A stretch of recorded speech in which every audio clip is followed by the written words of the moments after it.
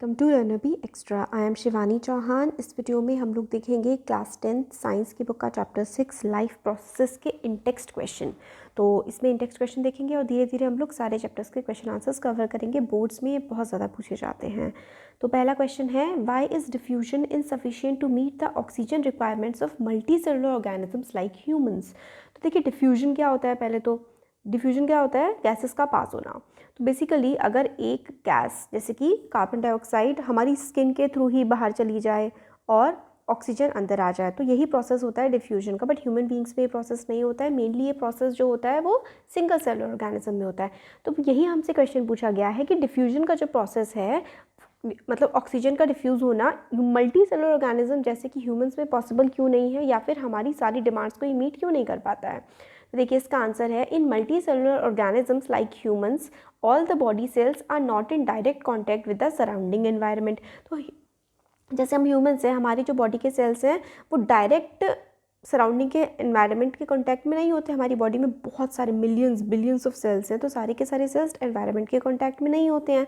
Therefore every cell of the body will not get oxygen as per need by the process of diffusion from the environment. तो मतलब diffusion का process जो है oxygen की demand को हमारी body में, ह्यूमंस की बॉडी में पूरा नहीं कर सकता है, क्योंकि हम लोग एक मल्टी सेलुलर ऑर्गेनिज्म है। मल्टी सेलुलर ऑर्गेनिज्म में बॉडी का हर सेल एनवायरनमेंट के कांटेक्ट में नहीं होता है। क्योंकि हमारी बॉडी का हर सेल एनवायरनमेंट के कांटेक्ट में नहीं होता, तो डिफ्यूजन के थ्रू हम लोग सारे के सारे सेल्स को ऑक्सीजन प्रोवाइड नहीं करवा पाते हैं। इसलिए डिफ्यूजन इनसफिशिएंट होता है ऑक्सीजन की डिमांड को मीट करने में। नेक्स्ट क्वेश्चन है, what criteria do we use to decide whether something is alive. भाई कोई चीज़ जिंदा है ये हम लोग कैसे डिसाइड करते हैं। तो इसका आंसर है, the main criteria use to decide whether something is alive are breathing and respiration. तो वो सांस ले रहे हैं। However living beings also show growth and movement. तो ग्रोथ, वो बढ़ रहे हैं, वो मूव कर रहे हैं, ये भी एक जिंदा होने का क्राइटेरिया है। और वो सांस ले रहे हैं, ये भी एक क्राइटेरिया है। नेक्स्ट थर्ड है question, what are outside raw materials used by an organism. तो बाहर के जो मटेरियल होते हैं ऑर्गेनिज्म जो यूज़ करता है वो कौन कौन से होते हैं। देखिए इसका आंसर है, any organism uses organic molecules as raw material. Heterotrophs use food and autotroph use carbon dioxide, minerals, water and all organism use oxygen for respiration as raw material. तो क्या क्या रॉ मटेरियल होते हैं, कोई भी organism जो है वो काफ़ी सारे रॉ मटेरियल्स का इस्तेमाल करता है। हेट्रोट्रोफ्स जैसे कि ह्यूमन बींग्स जो हैं वो फूड का, है ना, यूज़ फूड एंड ऑटोट्रॉप्स जो हैं वो कार्बन डाइऑक्साइड, मिनरल, वाटर, मतलब हम लोग बाहर से क्या क्या लेते हैं, हम लोग बाहर से खाना लेते हैं ना, और ऑक्सीजन लेते हैं।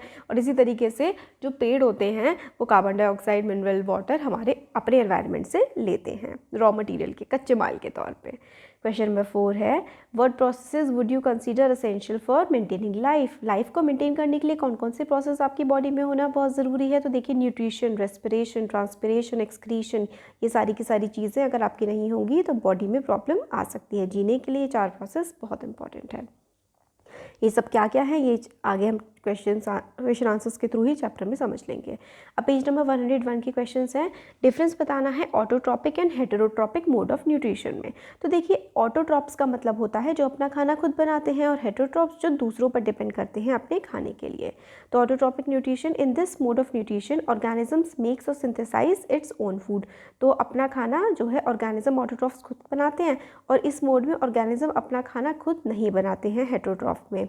और इसमें जो ऑटोट्रॉफ्स होते हैं, organism use simple organic material like carbon dioxide and water synthesise their food. तो कार्बन डाइऑक्साइड और वाटर का इस्तेमाल करते हैं, कार्बन डाइऑक्साइड वाटर का इस्तेमाल करते हैं ऑटोट्रॉफ्स, और ये जो है अपना खाना खुद नहीं बनाते, बाहर से लेते हैं हेटेरोट्रॉफ्स। तो यही है, दूसरों पर डिपेंड करते हैं अपने खाने के लिए। और ऑटोट्रॉफ्स के एग्जाम्पल क्या क्या हैं, सारे के सारे ग्रीन प्लांट्स और एल्गी। और हेटेरोट्रॉफ्स के एग्जाम्पल हैं एनिमल्स, बैक्टीरिया, फंगी, है ना। तो बेसिकली ऑटोट्रॉप्स और हेटेरोट्रॉप्स में अगर हम लोग डिफरेंस देखें तो यहाँ पर मैं आपको बताती हूँ सिंपल सा, बहुत ही शॉर्ट में।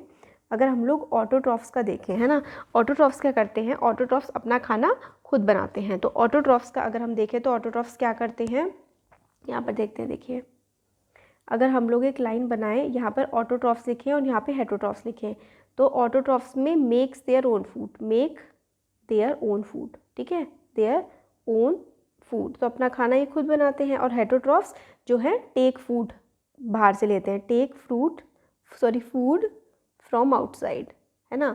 तो ये बाहर से खाना लेते हैं, हेटरोट्रॉफ्स जो होते हैं। और ये जो हैं ये क्या कैसे खाना बनाते हैं, कार्बन डाइऑक्साइड, वाटर और सनलाइट की मदद से, वाटर प्लस सनलाइट की वजह से मदद से खाना बनाते हैं। और इसमें आप लिखेंगे टेक फ्रॉम आउटसाइड, मतलब do not prepare their own food. और इसके एग्जाम्पल क्या है ऑटोट्रॉफ्स के, प्लांट्स और ब्लू ग्रीन एल्गी। और इसके हेटरोट्रॉफ्स के एग्जाम्पल क्या है, ह्यूमंस और बाकी सारे एनिमल्स। तो ये हो गया ऑटोट्रॉफ और हेटरोट्रॉफ में difference.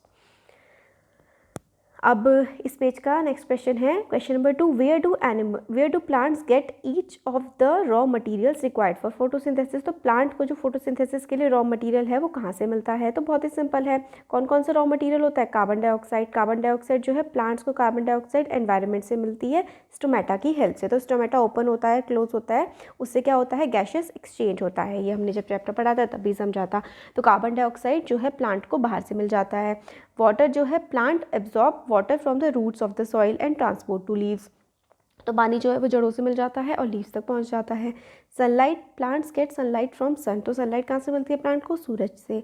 Chlorophyll, it is present in chloroplast found in green leaves and green parts of plant. तो क्लोरोफिल कहाँ पर प्रेजेंट होता है, एक लीफ है, ठीक है, लीफ में क्या होता है, क्लोरोप्लास्ट होता है, क्लोरोप्लास्ट में क्लोरोफिल होती है और क्लोरोफिल की हेल्प से जो है वो अपना खाना बना पाता है। तो प्लांट के मेन चीज़ें क्या क्या है, carbon dioxide, water, sunlight, chlorophyll, जिसकी वजह से प्लांट खाना बना पाता है। क्लोरोफिल जो है क्लोरोप्लास्ट में प्रेजेंट होती है जो कि ग्रीन लीफ में पाई जाती है and green parts of the plant, और ये खाना बनाने में हेल्प करती है।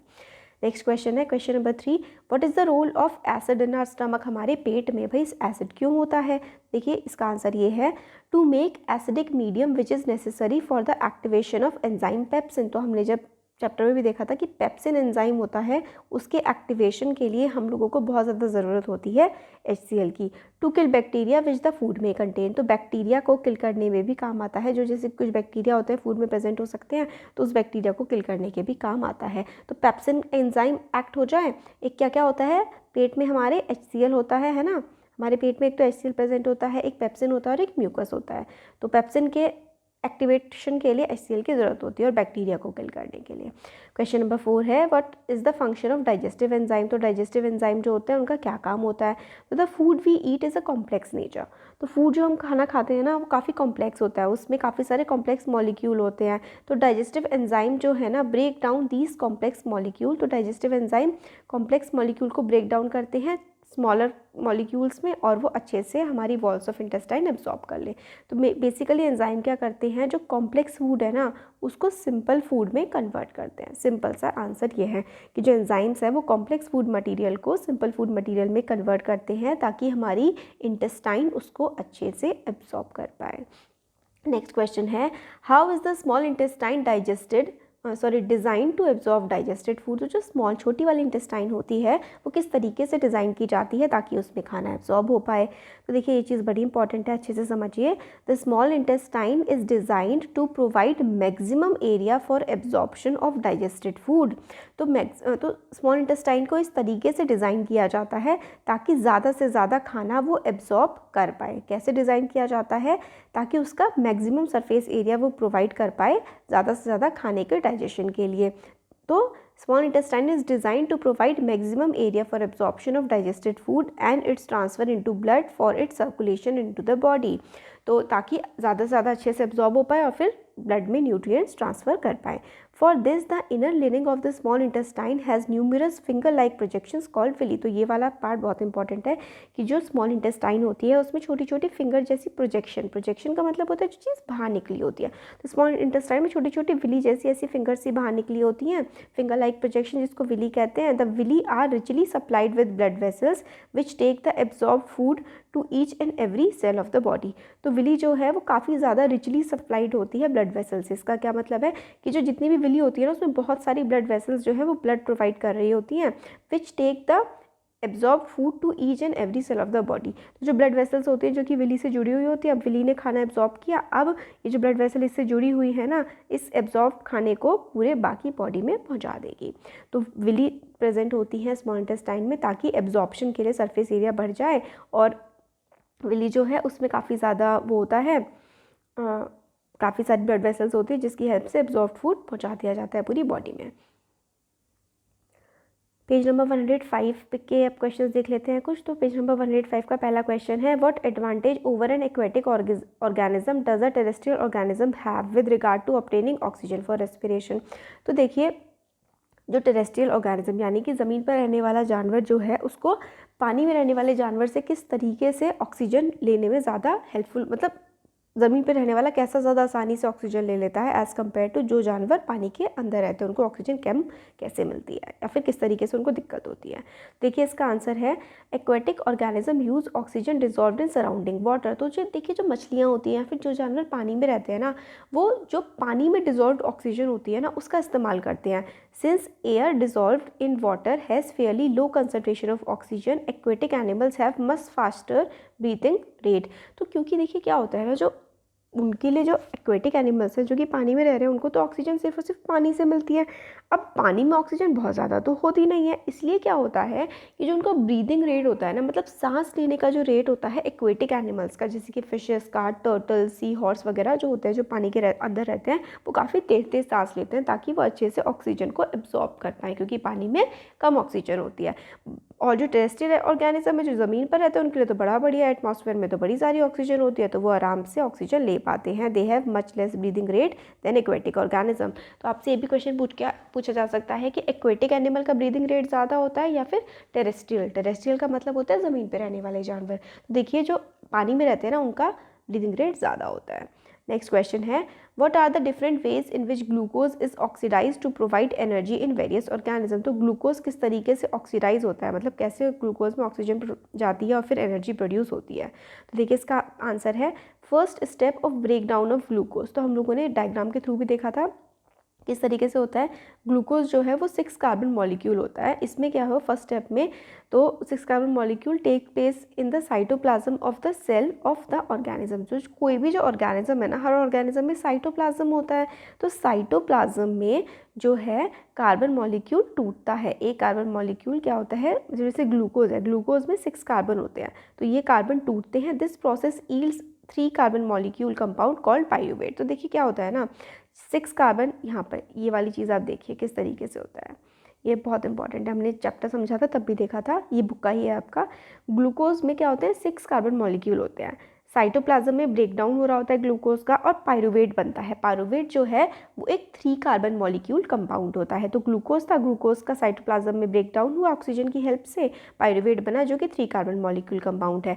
अब पाइरूवेट जो है वो 3 और तरीके से ब्रेक डाउन हो सकता है। एक तो होता है एब्सेंस ऑफ ऑक्सीजन में। पाइरूवेट ब्रेक डाउन 3 तरीके से हो सकता है, जब ऑक्सीजन की कमी हो या फिर बिल्कुल ना हो, ईस्ट में, तब क्या बनता है, इथेनॉल बनता है जो कि 2 कार्बन कंपाउंड है। एक कार्बन डाइऑक्साइड बनता है और एनर्जी रिलीज हो जाती है। देखिए एनर्जी तो सब में ही रिलीज होगी। 3 टाइप से ग्लूकोज 6 कार्बन मॉलिक्यूल कंपाउंड है, साइटोप्लाज्म में ब्रेक डाउन होता है, पाइरूवेट बनता है 3 कार्बन मॉलिक्यूल कंपाउंड। फिर एब्सेंस ऑफ ऑक्सीजन में और लैक ऑफ ऑक्सीजन में और प्रेजेंस ऑफ ऑक्सीजन में। एब्सेंस मतलब बिल्कुल भी नहीं है ऑक्सीजन, लैक मतलब कम ऑक्सीजन है, और प्रेजेंस मतलब रिचली ऑक्सीडाइज्ड है, मतलब काफ़ी ज़्यादा ऑक्सीजन प्रेजेंट है। तो एब्सेंस ऑफ ऑक्सीजन होता है ईस्ट में। ये सब क्वेश्चन पूछे जाते हैं कि एब्सेंस ऑफ ऑक्सीजन में किस तरीके से ब्रेक डाउन होता है। ईस्ट में होता है, इथेनॉल बनता है, 2 carbon molecule, carbon dioxide, energy. जब लैक ऑफ ऑक्सीजन, ऑक्सीजन की थोड़ी कमी होती है, तो लैक्टिक एसिड प्रोड्यूस होता है। और हमारी मसल्स में जब हम बहुत ज़्यादा रनिंग कर रहे होते हैं तो क्रैम्प्स पड़ जाते हैं ना, क्योंकि हम रनिंग कर रहे होते हैं, ऑक्सीजन की सप्लाई ज़्यादा चाहिए होती है बट इतनी मिल नहीं पाती है, तो लैक्टिक एसिड प्रोड्यूस होने लगता है, उसकी वजह से मसल क्रैम्प्स आते हैं। इसमें भी एनर्जी प्रोड्यूस होती है। और अगर ऑक्सीजन अच्छे से प्रेजेंट है तो माइटोकॉन्ड्रिया में ब्रेक डाउन होता है, तो कार्बन डाइऑक्साइड, वाटर और एनर्जी रिलीज होती है। अब ये जो चीज़ हमने डायग्राम में समझी ना, यही चीज़ यहाँ पर लिखी हुई है। तो पाइरूवेट वाला हमने देख लिया था। पाइरूवेट का फर्दर ब्रेक डाउन होता है 3 वेज में। एनारोबिक मतलब absence of oxygen. Absence of oxygen जो है वो ईस्ट में होता है, और ethanol, carbon dioxide and products, ethanol, carbon dioxide और एनर्जी प्रोड्यूस होता है, हम लोगों ने अभी देख लिया। एरोबिक मतलब एयर की प्रेजेंस में। In aerobic respiration break down जो होता है पाइरूवेट का, वो 3 मॉलिक्यूल हो जाता है, 6 से 3 हो गया, कार्बन डाइऑक्साइड और वाटर में। The release of energy in aerobic respiration is much more then in organic in aerobic respiration. तो आप लोगों से ये भी क्वेश्चन पूछा जाता है कि भाई एरोबिक रेस्पिरेशन या फिर इन एरोबिक रेस्पिरेशन, किन में से, इन दोनों में से किन में ज़्यादा एनर्जी रिलीज होती है। तो देखिए एन एरोबिक, एन का मतलब है कि भाई एयर की प्रेजेंस में नहीं है एन एरोबिक, एरोबिक एयर की प्रेजेंस में। तो जब एयर की प्रेजेंस में कार्बन के मॉलिक्यूल का ब्रेक डाउन होता है तो ज़्यादा रिलीज होती है एनर्जी, ये आपको याद रखना है। जब एयर की प्रेजेंस में कार्बन के मॉलिक्यूल का ब्रेक डाउन होता है, एरोबिक रेस्पिरेशन के टाइम पे ज़्यादा एनर्जी रिलीज होती है। लैक ऑफ ऑक्सीजन मतलब ऑक्सीजन की काफ़ी ज़्यादा कमी है। तो sometimes where there is lack of oxygen, तो फिजिकल एक्सरसाइज के टाइम पे होता है, हमारी मसल्स में क्या होता है, पायरुवेट लैक्टिक एसिड में कन्वर्ट हो जाता है और लैक्टिक एसिड के फॉर्मेशन की वजह से मसल क्रैम्प्स भी होते हैं, मसल में दर्द भी होता है। क्वेश्चन नंबर 3 है, how is oxygen and carbon dioxide transported in human beings. तो oxygen carbon dioxide human beings में कैसे ट्रांसपोर्ट होती है? इसका आंसर है, ट्रांसपोर्ट ऑफ ऑक्सीजन में कैसे होता है, haemoglobin present in the blood takes up oxygen from the air in the lungs. तो जो कैसा होता है ट्रांसपोर्ट ऑक्सीजन का, हीमोग्लोबिन जो कि ब्लड में प्रेजेंट होता है,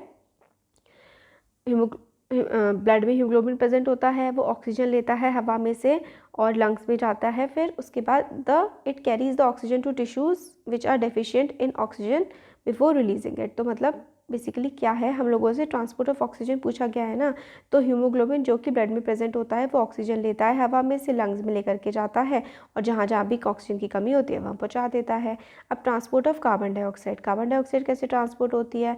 तो कार्बन डाइऑक्साइड जो है वो ऑक्सीजन से ज़्यादा सॉल्युबल होती है पानी में, therefore mostly transported from the body tissues in the dissolve form in our blood plasma to lungs, here it diffuse from the blood to air in the lungs. तो ये भी लंग्स के थ्रू ही carbon dioxide भी body से बाहर निकलती है।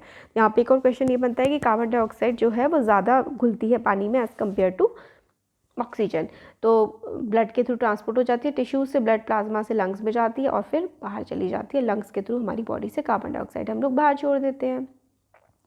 अब क्वेश्चन नंबर 4 तक ये देख लेते हैं क्वेश्चन, और पेज नंबर 110 के जो हैं ये हम लोग नेक्स्ट वीडियो में देखेंगे। तो क्वेश्चन नंबर 4 है, how are the lungs designed in human beings to maximise the area for the exchange of gas. तो ह्यूमन बींग्स में हमारे में जो लंग्स होते हैं वो किस तरीके से बने होते हैं कि ज़्यादा से ज़्यादा सरफेस एरिया हम लोग को प्रोवाइड करें कि गैसेस अच्छे से एक्सचेंज हो जाए, यानी कि ऑक्सीजन ले लें, कार्बन डाइऑक्साइड छोड़ दें। तो देखिए इसका आंसर है, with in the lungs the air passage divides into smaller and smaller tubes called bronchi. तो एयर में जब छोटी छोटी नलियाँ होती है ना, वो और छोटी छोटी नलियों में जो है डिवाइड हो रही होती है, जिसको हम ब्रोंकाई कहते हैं, विच इन टर्न फॉर्म ब्रोंकियोल्स। तो ब्रोंकाई जो है वो ब्रोंकियोल्स में कन्वर्ट हो जाती है। The bronchioles terminate in balloon like structure called alveoli. तो ब्रोंकियोल्स जो है वो बलून जैसा ऐसा स्ट्रक्चर होता है, एल्वियोली वहाँ पर जाके ख़त्म होते हैं। The alveoli present in the lungs provide maximum surface for exchange of gases. तो जो एल्वियोली प्रेजेंट होता है ना लंग्स में, वो सरफेस एरिया को मैक्सिमाइज कर देता है ताकि गैसेस अच्छे से एक्सचेंज हो सके। Alveoli have very thin walls and contain an extensive network of blood vessels to facilitate exchange of gas. तो एल्वियोली जो है वो काफ़ी, एल्वियोली है वेरी थिन वॉल्स, एल्वियोली में काफ़ी पतली पतली सी थिन सी वॉल होती हैं, and contain extensive network of blood vessels. तो काफ़ी पतली पतली ब्लड वॉल्व्स होती हैं, तो ताकि ब्लड जो है extensive network of blood vessels to facilitate exchange of gas, ताकि गैसेस का एक्सचेंज अच्छे से हो सके। तो बेसिकली क्या होता है कि जो लंग्स होते हैं ना उसमें एयर पैसेज जो है, लंग्स हैं छोटी छोटी ट्यूब्स में एयर फिर जाती है, जिसको हम ब्रोंकाई कहते हैं। पहले ब्रोंकाई होती है, फिर ब्रोंकाई से और छोटी छोटी पार्ट्स में वो डिवाइड हो जाती है, जिसको हम लोग ब्रोंकियोल्स कहते हैं। ब्रोंकियोल्स जो होते हैं उसके आगे ऐसा बलून जैसा स्ट्रक्चर बना होता है, जिसको हम लोग एल्वियोली कहते हैं। एल्वियोली जो है वो प्रेजेंट होती है, वो मैक्सिमाइज करती है सरफेस एरिया को गैसेशियस एक्सचेंज के लिए। तो ये चीज़ बड़ी इंपॉर्टेंट है, आप लोगों से पूछा जाए कि एल्वियोली का काम क्या होता है, तो एल्वियोली जो है गैसेस एक्सचेंज के लिए क्या करती है, सरफेस एरिया को मैक्सिमाइज करती है। तो देखिए ये ब्रोंकाइज थी, है ना, ब्रोंकाइज और ज़्यादा डिवाइड होती है ब्रोंकियोल्स में। ब्रोंकियोल्स के आगे ऐसा गोल गोल सा स्ट्रक्चर होता है, जिसको हम एल्वियोली कहते हैं। एल्वियोली मैक्सिमाइज करती है लंग्स के सरफेस एरिया को, ताकि ज़्यादा से ज़्यादा गैसेस का एक्सचेंज हो सके। एल्वियोली जो है वेरी थिन वॉल्स, काफ़ी पतली पतली वॉल्स होती हैं एल्वियोली की, और काफ़ी एक्सटेंसिव नेटवर्क होता है ब्लड वेसल्स का to exchange for gases. Alveoli के अंदर बहुत सारे ब्लड वेसल्स होते हैं ताकि गैसेस अच्छे से एक्सचेंज हो पाएँ। तो आगे के जो क्वेश्चन आंसर्स हैं वो हम लोग आगे की वीडियो में देखेंगे। Thank you.